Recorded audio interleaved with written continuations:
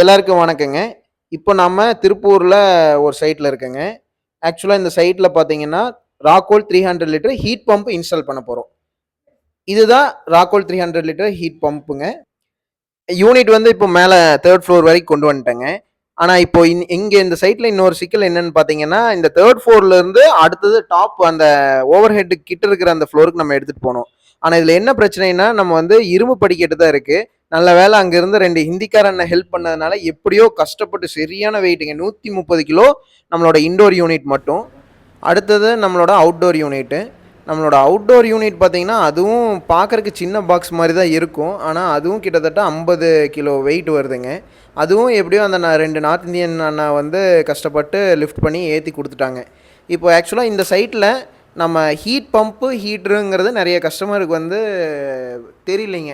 ஹீட்டருங்கிறது பார்த்தீங்கன்னா, காயில் மூலமா டைரக்ட்டா எலக்ட்ரிசிட்டி வச்சு உங்களுக்கு வந்து ஹீட் பண்ணி குடுக்கும். ஹீட் பம்புங்கிறது வந்து நம்ம கிட்டத்தட்ட சோலார் கான்செப்ட் மாரின்னு வச்சுக்கோங்க. ஆனா வந்து எலக்ட்ரிக் கன்சப்ஷன் எடுத்துக்கும். உதாரணத்துக்கு இப்போ நம்ம இந்த ராக்ஹோல் யூனிட் பார்த்தீங்கன்னா, 300 லிட்டர் வந்து நம்மளுக்கு ஹீட் பண்ணி குடுக்கறக்கு வெறும் 700 வாட்ஸ் ஒரு யூனிட் கம்மியா தான் நம்மளுக்கு எடுத்துக்கு. அப்போ நீங்க வருஷத்துக்கு கணக்கு போட்டீங்கன்னா, உங்களுக்கு வந்து எலக்ட்ரிசிட்டி ரொம்பவுமே உங்களுக்கு மிச்சமாகும். இப்போ உதாரணத்துக்கு நீங்க சோலார் போடுறீங்கன்னா, குளிர் காலத்தில உங்களுக்கு வந்து வெயில் காலத்தில உங்களுக்கு வந்து போதுமான அளவுக்கு சுடுதண்ணி வந்து உங்களுக்கு கிடைச்சிருங்க.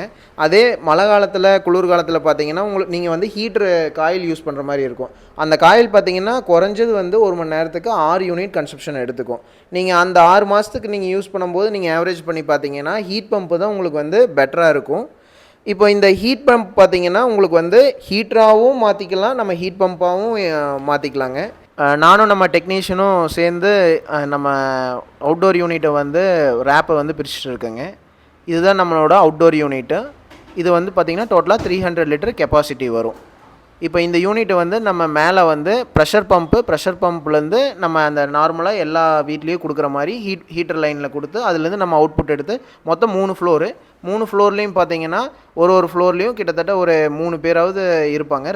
2 ஃப்ளோர் ரெண்டலுக்கு விடுறாங்க இந்த ஹவுஸ் ஓனரு. அடுத்து ஒரு ஃப்ளோரில் அவங்க இருக்காங்க. எல்லாத்துக்கும் சேர்த்து தான் நம்ம 300 லிட்டர் கொடுக்குறோம்.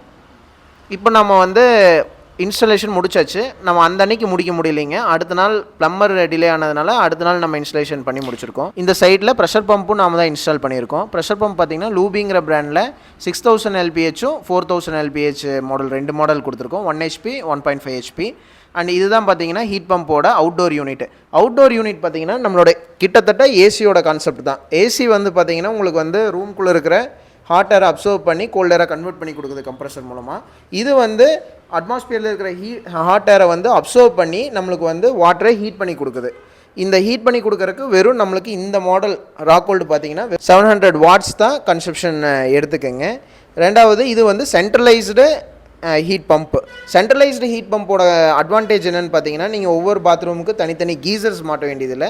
மொத்தமாக ஓவர் ஹெட்டில் ஒன்று மாட்டிட்டிங்கன்னா எல்லா பாத்ரூம்ஸுக்குமே பார்த்தீங்கன்னா ஒரே யூனிட் போதுமானது. இதே மாதிரி நம்ம சைட்டுக்கும் நம்ம ஹீட் பம்ப்பு, ஹீட்ரு, கீசர்ஸு எது வேணும்னாலும் நம்ம டீமை காண்டாக்ட் பண்ணுங்கள். நம்ம மல்டிபிள் பிராண்ட்ஸில் பண்ணுறோம். நம்ம நீடு என்னவோ அதுக்கேற்ற மாதிரி நம்ம ப்ரொவைட் பண்ணிக்கலாங்க. தேங்க்யூ.